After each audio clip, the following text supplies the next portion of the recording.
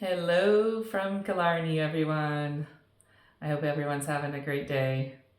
It's a cool winter day here in Killarney, sitting by the fire, and just wanted to share a little something that I wrote up, just a little brief something that is catchy, but in a way, by remembering this, it really affects the quality and how we live our life.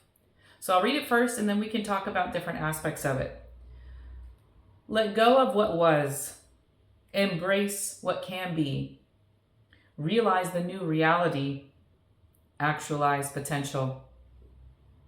So I'll read it one more time just so you can get it. Let go of what was. Embrace what can be. Realize the new reality. Actualize potential.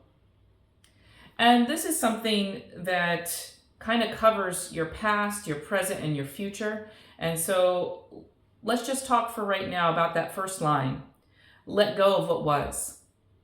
So a good practice to get into and something that we can all learn from is leaving the past in the past. Not moving forward from moment to moment with any baggage from the past at all. Releasing it from one moment to the next. And that may seem really difficult, but actually, when we realize that there is no reason to hold on to the past. If we've made a mistake, for example, what are mistakes? They're learning tools, right? I mean, without mistakes, that's one of the biggest learning tools that I have, at least, and I think most people. We learn from it, we take the lesson, and then we make a note, okay, this is how I'm going to do this better in the future. Maybe there's an action step I need to do about that mistake right now. Maybe I need to apologize to someone. Whatever it is, but once it's done, realized, and the lesson learned, it stays there. The learning comes with us into the future. The negative feelings and how we feel bad about ourselves or someone else even stays in the past.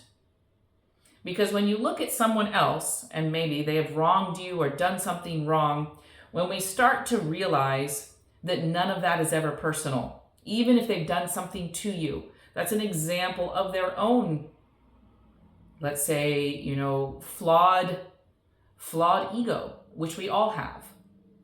And so when we realize that anything that's done to us or that we're the victim of or whatever is really the representation of someone else's flawed ego, we've all got our own, right?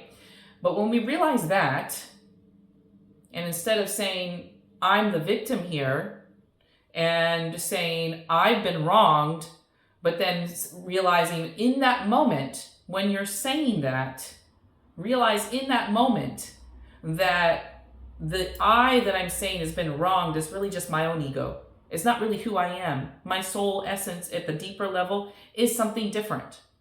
And that isn't me as my ego is put together, nor is that person's flawed ego really truly their soul essence. So when you start to become aware in the moment of getting caught up in resentment or holding grudges or feeling wronged or like the victim, then as soon as we realize that, that's just my ego making it about me when it really isn't. That awareness right there, that awareness that judging part of myself or the other person is just my ego and then that's their ego, and that the part that's aware that that's happening and that it's going on is really the who I am, the soul essence.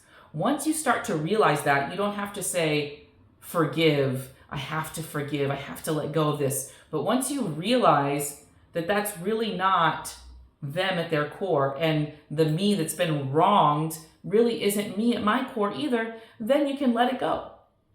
And again, leave the past in the past where it belongs.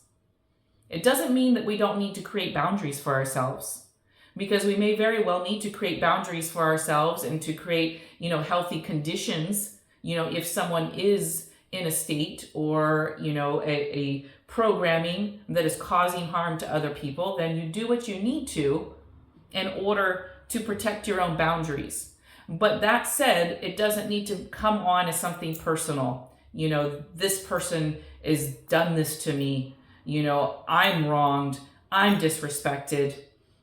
I'm the victim.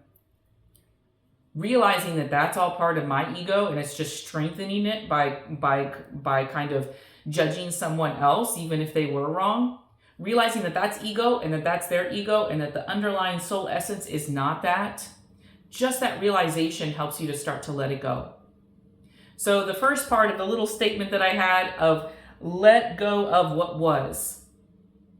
No baggage from this moment to the next.